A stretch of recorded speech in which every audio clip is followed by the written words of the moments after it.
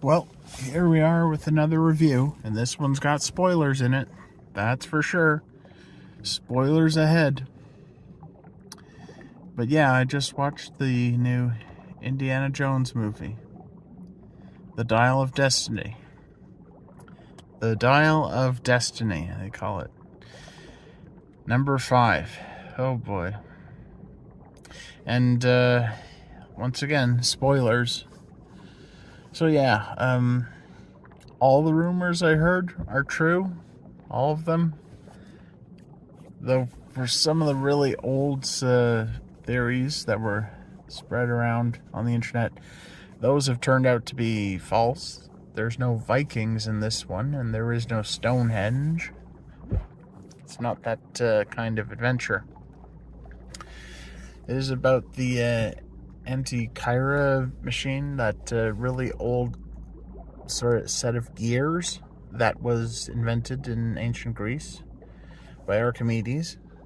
I really wish I'd read up a bit more about the history of that, because Archimedes and all the inventions he made, it sounds really freaking cool, like out of a science fiction story, to such a point where I'm really doubting how accurate some of these things are. Like, supposedly there's like these solar powered death beams where you can, like a set of mirrors that can be used, all this collecting the sunlight and concentrating it out and shooting it out as a deadly beam out at enemies, like as a defensive tower. And like, do we really have technology like that? Death beams, death rays? Like, what? I thought that was suspicious enough as it is in like that video game Age of Empires with the Roman stuff and such. But yeah, I thought that was full on mythological, like Age of Empires, Age of Mythology, I should say, with the Titans expansion, that video game that featured the Atlanteans. And yeah, that would make more sense if it was an ancient technology made by the Atlanteans in some sort of funky futuristic sort of thing. Like, it looks both ancient and futuristic because, you know, solar powered death rays. That's pretty out there, I think. Most it could do is just distract people with a whole lot of bright light, because that seems like it'd be less powerful than like a simple laser pointer thing, like what I used to distract the cats, you know what I mean? And supposedly there was like this mechanical arm or something that could be used to grab at boats that are near the shoreline, and I'm like, I don't know if that would work. I mean, once the military boats get that close to the coastline, I think maybe just shoot at them with arrows, you know? Like, that's what ancient civilizations did in times of warfare, you know? The Bronze Age and Iron Age and whatnot. I've been watching a lot of Let's Plays of Age of Empires and such, and I'm like, yeah, I don't know, you gotta draw a line what's realistic and such. Like, thing is, they never taught me any of this stuff in history class, so I'm really having my doubts that was all that case. Like, I had this history teacher in high school. He was really proud of his work. He was very passionate, and I really appreciated history as a result of what he taught me. Like, even the theories about what Atlantis really was, and like how it's a mythology based on certain things that were present around the Greek civilizations. There were a number of island nations in the Greek archipelago, that sort of place. Lots of island nations like the Minoans and such. And it's like civilizations like that led to the theories about what Atlantis could be. Like, it's the inspiration for those mythologies. And we're pretty sure that Atlantis is mythological and fake, because it was like Plato was writing about it just as a point about, you know, the moral of the story. From what I know about these things about Atlantis, and also this isn't based on Indiana Jones and the Fate of Atlantis, which is another Indiana Jones story that's pretty good. But yeah, ancient Minoa, they had no like army, like no land-based army. It was exclusively navy, because they were They were an island nation that had the whole thing secure and locked down. And there were certain other cultural differences about them with the rest of Greeks. They had this deep fascination with bulls and such. And this also led to the mythology about the Minotaur, because, a monster they kept in a labyrinth because it was an illegitimate son of the royalty. And it was a horrible monster, and there's a whole myth about that, So that Minoan was the inspiration for Atlantis in some ways. And the moral of the story about Atlantis, from what I've heard, is that it was supposed to be that these people, they became so greedy and imperialist and invading all their neighbors just for more mineral wealth and such like that, and the things they wanted to take. And even though they had advanced military and technological innovations, they didn't have morality behind it. They weren't righteous people. They weren't good. They were always, assaulting their neighbors and invading and such. And eventually it got to the point where the Greek gods, they've had enough of this bullshit, and Poseidon seeks to sink Atlantis. Volcanoes and such break the whole thing into pieces, and it begins to sink into the ocean, and thus Atlantis is lost. It becomes a thing of mythology, so they say. And yeah, that's the myth about Atlantis, and oddly enough, Atlantis isn't in this movie. I'm really getting off topic, but ancient civilizations and history and such, it is quite fascinating. And if I didn't like history, then I wouldn't be watching a movie about history and such. But there it is. I get the feeling that these movies about ancient history and historic artifacts are being written by people who don't actually appreciate history. Isn't that right, Kathleen Kennedy? That's right, I'm talking about you. Now, there's this thing, though. Once again, getting into spoilers, it's like all these classic heroes, not even really ancient, but only a few decades old, like Indiana Jones. They're all being taken down a peg by some lady who thinks they know better than them. And I'm thinking maybe it's a touch of a Freudian slip, what's going on here, because even Kathleen Kennedy herself, she keeps messing up and failing with Star Wars and such, and never reaps the repercussions of it all. And it's just like what they say on Clownfish TV. She probably has blackmail material on someone in Hollywood, because she keeps failing and making stupid movies and stupid decisions, and yet there's no consequence for it. She just keeps going and going. And now she done fucked up Indiana Jones as well. But in all fairness, the previous one before that wasn't so well received either. Indiana Jones, as a series, it's always had lots of reoccurring themes. And I'm not just talking about the artifacts and such. I'm talking about things like big, elaborate chase scenes that are so kind of ridiculous when you really think about it. This time, Indiana Jones is grabbing a horse from a mounted police officer, and he rides it through the city, on the city streets, then down into the subway, and now he has to outrun subway trains going left and right and all over the place, and he's got to run on a horse, and he's being chased by a guy on a motorcycle, and it's all real exciting, but it's also all really silly at the same time. There was that flashback sequence to World War II. That was pretty cool. And we actually get to see the Spear of Longinus. I think it's called the Spear of Destiny, It was the spear that was used to kill Christ during his crucifixion. And supposedly it is also stained with his blood and, makes it a holy artifact as well. There's another, story, like an Indiana Jones adventure right there. And I've seen comic books based on that, or so I've heard. There was this Marvel TV show that was based around time travelers looking for that particular artifact. But yeah, World War II does have quite a bit of history to it. Not just the event itself, but there were also people studying history and the artifacts at that time as well. So yeah, plenty of things in history you could look at as inspiration for, the storyline for Indiana Jones adventures. And the Dial of Destiny is one of them. So, back on the subject of these movies, I've noticed that there is a pattern to them, a formula of sorts. Now, I'm sort of sounding like a AI generating robot thingy right now, because, all like building movies based on an algorithm and such, but once you see enough examples, you start seeing patterns. It's just basic recognition.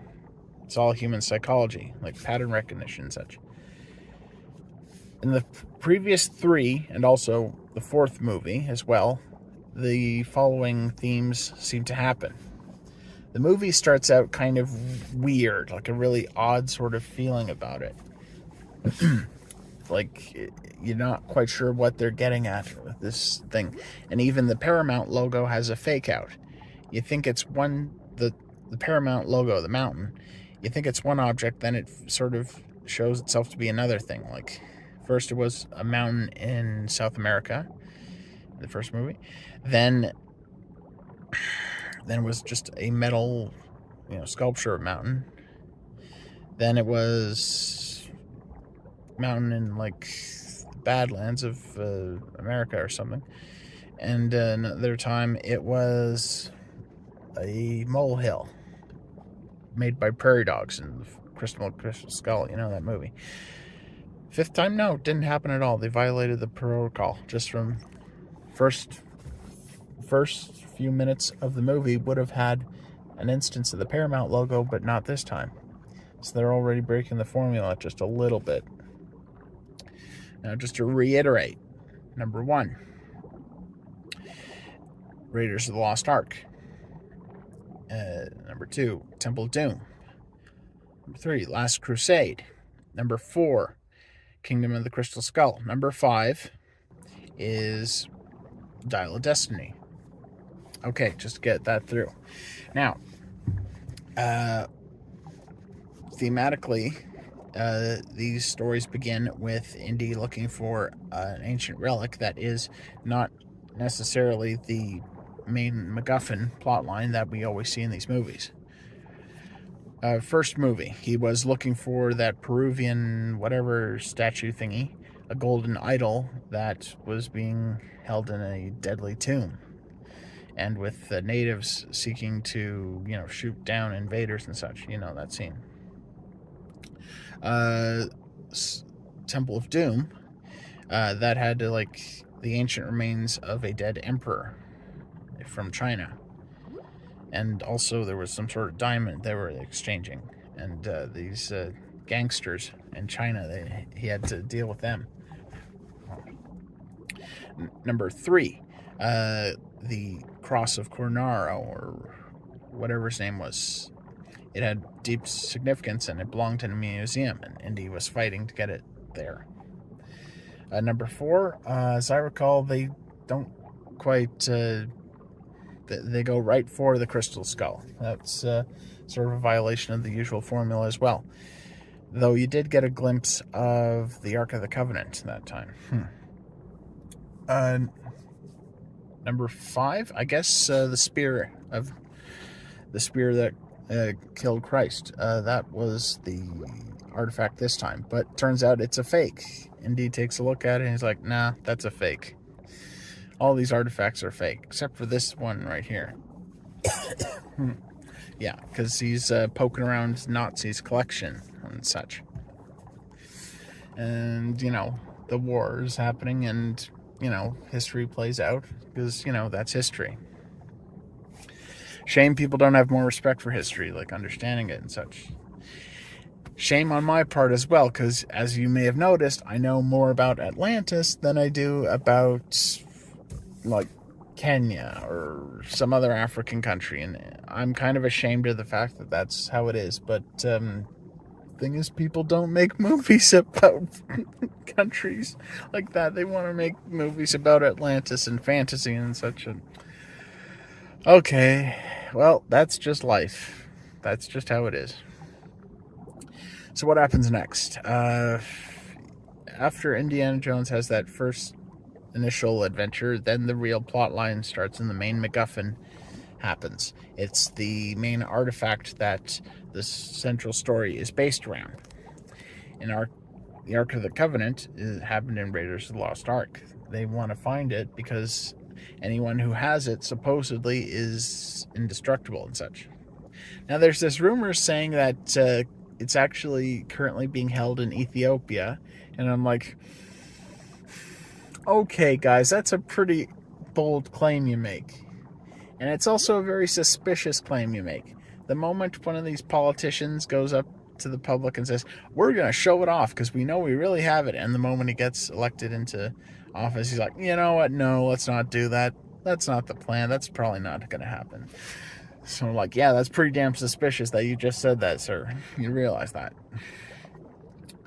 And I'm like, okay, I guess Ethiopia didn't get conquered at any point in history. But on the other hand, I don't know, they're not exactly a world power. I mean, do they have nukes? I don't think they have nukes. I'm just saying. Okay. And so, you know, the Ark of the Covenant and that sort of thing. And the artifact in Temple of Doom, that's the Shakara stones or something. I'm not even sure if that's actually like something derived from history. I think that might have been made up for the movie itself, because the only descriptions I have of it is there is technically a symbolic artifact of sorts, a symbolic sort of stone carving device made in Hinduism and such. It looks vaguely like a water fountain and vaguely like a big old, egg-shaped stone. I'm like, those aren't really like, how do I put them? They're not like full-on artifacts and such. Like, you could build your own if you carved stone right, and they're not like collecting them en masse in a museum or something. It's a bit outside my area of expertise, but I'm kind of thinking that they made those things up for the movie itself. Like, these things supposedly glow when they're all put together. I don't know. And number 3, Last Crusade, that was for the Holy Grail, the cup that Christ drank from, and supposedly has healing powers and such. And okay, they want to get that. Monty Pythons might want to have a word with you about that, but they'll keep looking for it. Yeah, that was all right. And number 4, Kingdom of the Crystal Skull. The Crystal Skull that I think the most experts claim is probably a hoax, because they didn't have the technology to build something like that. And therefore, it leads into the ancient aliens theory that, it was constructed by aliens and it is, in fact, the skull of an alien being, rather an interdimensional alien being. Okay, sure. There's a whole can of worms that people complain about these days about the concept of ancient aliens, but I'm not bothered by it at all. I like it just as a sci-fi concept, and we all know academia doesn't really take that seriously. Okay. And this latest one, the Dial of Destiny, trying to add some sort of sci-fi mystical element to the concept of the Antikythera, whatever machine it's called. It's like an ancient computer, they say, because it's an ancient set of gears all put together to make calculations and such. And the academics say that it's just for astronomical measurements and such, that they're trying to make a planetary diorama sort of thing like that. And I'm like, okay, that's plausible. But, it's literally ancient science and such of astronomy and such, so there's some things they might not have gotten right. And even in this movie, they do acknowledge the fact that the ancient civilizations had no concept of continental drift and no concept of, plate tectonics. So they didn't know when the world itself was getting out of alignment and such. So, yeah, that does come up later in the movie. And one more recurring theme I've seen in these movies is that in the end, the ancient artifact always backfires on the villains. It's some sort of malfunction to it, and it causes it to cause harm onto them, like in some way that they don't get about the MacGuffin device. Fancy, isn't it? I'm sorry, I'm a bit distracted right now. There seems to be a limousine somewhere in my immediate vicinity. I don't know what's going on here. It's real fancy looking. I'm back on track now. The machine always seems to backfire. The machine always seems to backfire. The MacGuffin, the ancient artifact, backfires on the villains. Like, the Nazis opened up the Ark of the Covenant, and you know what happened to them? They perished. And, okay.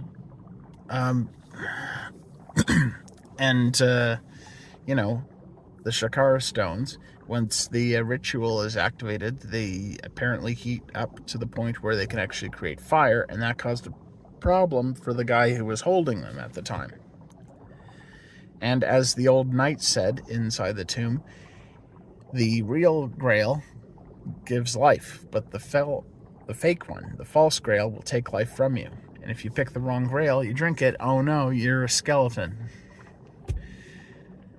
And as for the Kingdom of the Crystal Skull, the so-called expert Soviet scientist was hoping to get her hands on the psychic aliens who could tell her all about the world, but they all have to just look at her funny and give their psychic powers at her, and they're like, oh fuck, she's breaking her brain all over the place because you can't handle it all. And the psychic blast of the aliens and whatnot. So, as I recall from the movie. And in this movie, they also make the same mistake, where they didn't take into account the proper calculations when using the device, the so-called time travel device. And yeah, they didn't end up going to World War II. They went all the way back to ancient times. Because the main villains of the story is a Nazi scientist who would later, be appropriated by the American government. Project Paperclip, I think it's called, where Nazi scientists were taken and recruited by the Americans after they invaded the, Nazi areas and such. And they contributed to America's scientific advancement, which is part of history as well. And one thing they achieved was the rocketry for the moon landing. That was very clever. But this guy, he wants to find the artifact so he can use it for time travel. And he wants to go back in time and essentially replace Hitler because he now has future knowledge of how everything's going to play out. He thinks he can do it better the next time around, which is kind of similar to that storyline in the Justice League, where Vandal Savage communicated with his past self in order to get future information on how to win World War II for the German side. And, it's a cool plot line to return to. Yeah. DC, the Justice League and such. That was a fun episode. Anyway, yeah, so that's their plan, but their plan backfires because, they made the mistakes with the calculations. Now they go back all the way back into the time of Archimedes, and they're seeing the Romans and such at war with Syracuse and the other parts of the world and the ancient history and such. And they see the inventions of Archimedes in action, and I'm like, yeah, it sucks they didn't tell me about any of this in history class, because it's all seeming a bit of a stretch, like a bit larger than life. And like I said before, I was pretty certain that concept of solar-powered death rays mounted on turrets was a fantasy concept used in mythology. But maybe there's some truth to it. I don't know. If it's true, then how come we don't have them now? It's not like we forgot how to build mirrors, after all. Yeah. So yeah, that's pretty cool. They travel back in time, but because the Nazis got their calculations all wrong, they can't. They want to fly back around the plane, and the plane crashes, and all these apparently neo Nazis of the 1960s, which is where the story takes place originally. Uh, they they get stuck in the past or dead or whatever because they're not going to last so long, like fighting Romans and such. And the Romans are at war and such, and Archimedes is looking around like, oh wow, planes, or are they dragons? I don't know. They sure are amazing. It's almost like I was right when predicting the future. He says, oh. And Archimedes is real clever, and he's like, Indiana Jones, he's got his life wrecked though, because to put a bit of backstory, for some reason, Mutt, that illegitimate child of his, played by Shia LaBeouf, went off to Vietnam and died. Because, Indiana Jones can't have a happy ending no matter where he goes and such, as per the rumors proved to be true. So, yeah, that conflict, though, was so devastating that it caused Miriam to leave him because she was so heartbroken, and it's only after this movie happens that he can get another happy ending again, try and reconcile with the two of them, because they split up because of how devastated they were from that. And now they're bringing them back again, so it was like, you gotta break things in order to achieve things, huh? You gotta break what was a perfectly good ending in order to have some sort of closure to make things right again, except you're not really making things better. It's just a little bit worse off than when you started. And isn't that a recurring theme throughout all these movies this past few decades? You can't really have a happy ending, and you can't really have people achieve their own things. You got to break them down in order to build yourself up. Isn't that right, Kathleen Kennedy? And yeah, there's the thing, though. Indiana Jones has traveled back in time to the age of Archimedes, and he could be part of history as well, like not just witnessing it firsthand, but also changing it, giving advice from the future to the ancient people, making them even smarter. And okay, that would alter history, yeah, true, but on the other hand, he does have a good grasp of history. He does understand things. And he doesn't have much going for him in his life. As he said before, he lost his son. He lost his wife. He has very much lost his family. And it's only this distant relative who's convincing him to come back. This lady. Fleabag, as everyone calls her. And yeah, that's an appropriate name. She's not very nice. She is a thief and has been auctioning off artifacts illegally. And, if ever there was something to piss off Indiana Jones, that would be it. And she's friends with a thief who keeps stealing things and for some reason obsesses over planes. Well, good thing he got a chance to fly it around this one time. And, yeah. She absolutely insists that Indiana Jones cannot stay in the past and alter history, because he's got to come back to his own time and live his own life as, first the world and history needs to play out. And I'm like, okay, maybe, but on the other hand, he doesn't have much to go home to, as he's said in his own way. I mean, he said himself, he's retired now, and not only that, but also framed for murder by these bad guys, and he's on the run from the law, so he's really got nowhere to go back to. And in all fairness, if he wants to change his life in some better way, that'd be fine.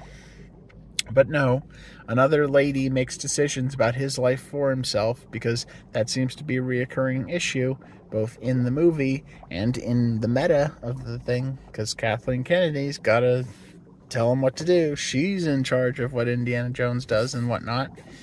And yeah, right, like there's ever going to be a sequel with that annoying lady who's the goddaughter of Indiana Jones and whatnot. Yeah, right. If Mutt didn't get a chance, what she got? I don't think so. And yeah, there's not going to be a spin-off or anything like that. I doubt there's ever going to be a sequel ever again anyway.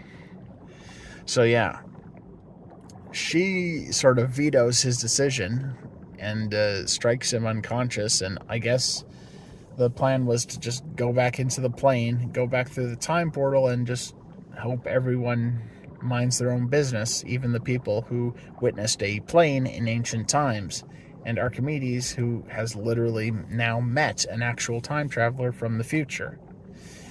And it's shocking. But yeah, the whole movie wraps up like instantaneously, because like he blacks out and then they're immediately back in the past, and it's pretty anticlimactic for a movie. I'm like, all right, yeah. There was this whole quest where they have to find the pieces of the machine and find out how it works and where is the tomb of Archimedes, and have to find out how to calculate the dial in the right way so that it can use time travel and such. And I'm like, all right, okay, whatever. And this is all loads of nonsense, I gotta tell you. There's lots of stuff. Oh boy, it was okay. It was good brainless entertainment, but in terms of legacy for Indiana Jones and whatnot, it's pretty disappointing. I understand that strangely enough, the theological aspect of this series has been dying off. Like, there was at least the argument with the Crystal Skull that if this is the gods they worship, that is what God's head looks like and such. Like, that's not what God's head looks like. Well, it depends on who your God is. Like, of course, the aliens get worshipped as gods by the primitive people and such. Okay, that whole trope. Even though, they are a scientifically understandable thing. And the same goes for this time travel device. It's all physics and such, as they say. And like, I don't know, man. If like even ancient people could figure out time travel, like, shouldn't that make it real easy for the rest of us? I don't know. And also, wouldn't it also be possible that people could accidentally time travel? Because the way they described it, it's more like the dial is like a compass that can find like time portals, time holes and such in the world, and it's predictable at certain places and certain times, and therefore you can just find these holes naturally occurring in the universe, in the world, and just go through them and thus travel through time wherever the other end leads, like a portal. And I'm like, oh, okay, but shouldn't that be something people can observe, like, independent of their knowledge of it? Like, if nobody knows what time travel is, no one knows what these portals are, they'll at least see something really weird and funky in the sky and say, hey, take a look at that. What's that about? Like, as a natural phenomenon, and that's all plausible. And that's the really weird part about it. Like, I don't have like strong feelings about religion one way or another, but it's odd that they're just sort of dropping all that, even though it felt very much, very much overt in what it was previously. The Ark of the Covenant is very much described as a radio to contact God. The Shakara stones are literally the remaining influence that a deity had on the world. Like Shiva, what was it? Yeah, Lord Shiva stuck his fingers into the world, into the ground, and just sort of left it as markings of his presence and such. And that's supposedly where the Shakara stones came from, supposedly, if I'm understanding this correctly. And the Holy Grail is the cup of Christ. Like, the presence and connection to God, to Jesus Christ, is supposedly the, divine, residual divine residual divinity, I guess you could call it. And yeah, that would also mean that concepts like pieces of the true cross are also a holy relic of sorts, even though there's a whole story about that, how quite a few people have been scamming people with that sort of concept. We can be certain that some people were scamming them with simple pieces of wood that they claimed were holy objects, because when you actually assemble the amount of pieces that people claim to be holy relics, it's actually much, much more wood than would be made of the cross. Like, so, at some point somebody's not telling the truth about this. That's a whole other story they told me about in history class. I have been rambling on for so long right now. So yeah, that just about wraps up my thoughts on the matter, on the movie. It was pretty disappointing and pretty middle of the road, I'd say. Not too interesting. Pretty generic for an Indiana Jones movie. And I don't hold it against them too much. It's just that you know that's life. Good night.